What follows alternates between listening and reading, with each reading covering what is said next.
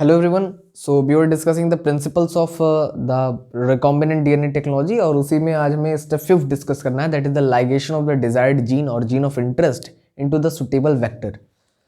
सो ये प्रोसेस हम लोग इंट्रोडक्शन चैप्टर में पढ़ चुके हैं। So we are just recalling that. देखिए, हमने यहाँ पर डिजायर्ड जीन लिया है और प्लाज्मिड लिया है। डिजायर्ड जीन हमने ऑब्टेन कर ली थी पिछली प्रोसेस में और एक सुटेबल वेक्टर ले लिया कोई, सपोज प्लाज्मिड PBr322। PBr322 पे खास बात ये होती है कि उसमें जो टेट्रासाइक्लिन रेजिस्टेंस जीन सीक्वेंस होते हैं उसी पर BAM-H फर्स्ट का रेस्ट्रिक्शन साइट या रिकॉग्निशन साइट प्रेजेंट होता है। रिकॉग्निशन साइट से ही क्या होती है, पैलिंड्रोमिक बेस सीक्वेंस होती है जहाँ पर कोई भी एंडोन्यूक्लियस वहाँ पर विद इन द डीएनए को काटता है। ठीक है, तो BAM-H फर्स्ट की रिकॉग्निशन साइट कहाँ पर है? टेटार पर है। मतलब BAM-H फर्स्ट रेस्ट्रिक्शन एंडोन्यूक्लियस अपनी इंडोन्यूक्लियस एक्टिविटी टेटार पर ही करेगा और जैसे ही करेगा तो जीन क्या हो जाएगी? डिफॉर्म हो जाएगी। अब वो फर्दर वो रेस्पेक्टिव जीन नहीं बना पाएगी, यानी टेट्रासाइक्लिन रेजिस्टेंस जीन नहीं बना पाएगी। तो रेस्ट्रिक्शन एंडोन्यूक्लियस ने दोनों को काट दिया, BAM-H फर्स्ट से ही हमने दोनों को काटा है और हमें स्टिकी एंड्स यानी कॉम्प्लीमेंट्री एंड्स दोनों में मिल गए हैं। अब हो सकता हो कि लाइगेशन यहाँ पर सेल्फ हो या नॉन सेल्फ हो, मतलब हमारा जो प्लाज्मिड है वो अपने कॉम्प्लीमेंट्री एंड से फिर से जुड़ जाए। ये भी हो सकता है कि प्लाज्मिड हमारे जीन ऑफ इंटरेस्ट के साथ जुड़ जाए, क्योंकि कॉम्प्लीमेंट्री एंड्स तो दोनों ही हैं, क्योंकि हमने सेम रेस्ट्रिक्शन एंडोन्यूक्लियस से दोनों को काटा है। तो सेल्फ और नॉन सेल्फ दोनों तरीके के लाइगेशन पॉसिबल है। अगर नॉन सेल्फ लाइगेशन हुआ तो हमारा बनता है रिकॉम्बिनेंट डीएनए, और अगर सेल्फ लाइगेशन हुआ तो नॉन रिकॉम्बिनेंट डीएनए बनता है। रिकॉम्बिनेंट डीएनए होता क्या था? It is the combination of two different DNA in which one is a vector and another is our gene of interest. तो यहाँ पर कोई भी जीन ऑफ इंटरेस्ट की प्रेजेंस नहीं है, हालांकि यहाँ पर जीन ऑफ इंटरेस्ट प्रेजेंट है जो कि non self type of ligation है। इसको हम बोलते हैं recombinant DNA, actual recombinant DNA. इस केस में आप देखेंगे कि टेट्रासाइक्लिन रेजिस्टेंस जीन डिफॉर्म हो चुकी है या फिर वहाँ पर एक्टिव नहीं है। एक्टिव नहीं है तो इनएक्टिव है, और क्यों इनएक्टिव है? Due to the recombinant DNA formation. इसी को हम बोलते हैं टेटार gene become inactive and this is called insertional inactivation. Insertional inactivation मतलब किसी चीज को आपने इंसर्ट किया, यानी किसी चीज को आपने जोड़ा, ऐड किया, उसके कारण कोई इनएक्टिवेट हो गया, उसी को बोलते हैं insertional inactivation. This is one of the our selectable marker. हम इसकी मदद से जेनेटिकली मॉडिफाइड और जेनेटिकली नॉन मॉडिफाइड ऑर्गेनिजम्स को क्या करेंगे? सेपरेट करेंगे। Sixth process is the insertion of gene in a competent and heterologous host cell. देखिए, कॉम्पिटेंट और हेट्रोलॉगस दो यहाँ पर अलग अलग टर्म्स हैं। कॉम्पिटेंट का मतलब होता है the ability of that cell और host cell to accept the DNA, और हेट्रोलॉगस का मतलब होता है डिफरेंट स्पेसीज और डिफरेंट सेल या डिफरेंट ऑर्गेनिज्म।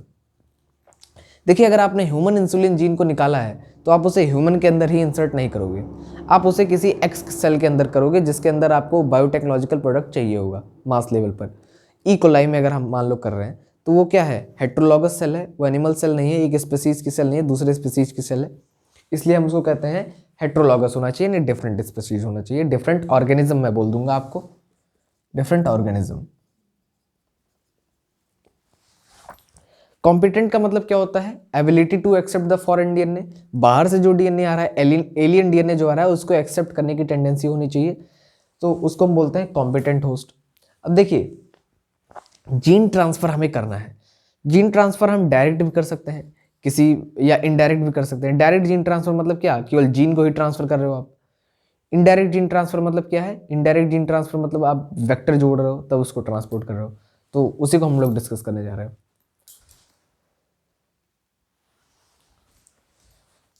अब हम लोग डिस्कस कर रहे हैं डायरेक्ट और indirect method of gene transfer. देखिए, डायरेक्ट मेथड से पहले हम लोग इनडायरेक्ट मेथड डिस्कस करते हैं। देखिए, इनडायरेक्ट मेथड हम लोग बैक्टीरिया में सबसे पहले डिस्कस करते हैं, तो heat shock treatment method. Heat shock treatment method में हम क्या करते हैं? हम अपनी सेल लेते हैं, यानी होस्ट सेल, और रिकॉम्बिनेंट डीएनए भी वहीं पर लेते हैं।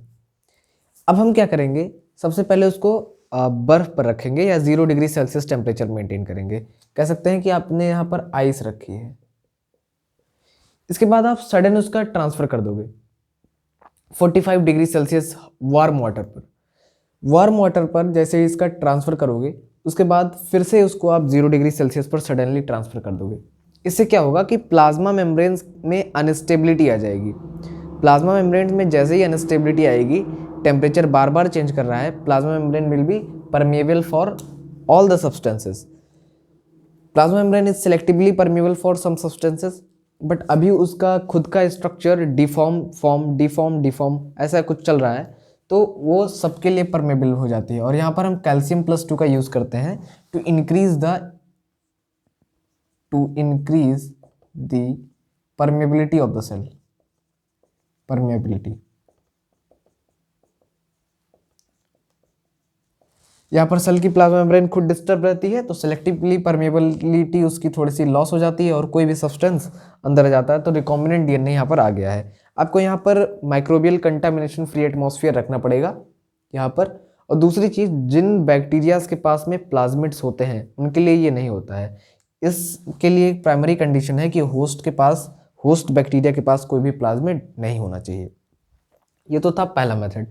देखिए, डाइकॉट प्लांट्स में ट्यूमर इंड्यूसिंग प्लाज्मिड या रूट इंड्यूसिंग प्लाज्मिड्स का हम लोग यूज़ करते हैं। इनको हम कहाँ से ऑब्टेन करते हैं? तो इनको हम एग्रोबैक्टीरियम से ऑब्टेन करते हैं।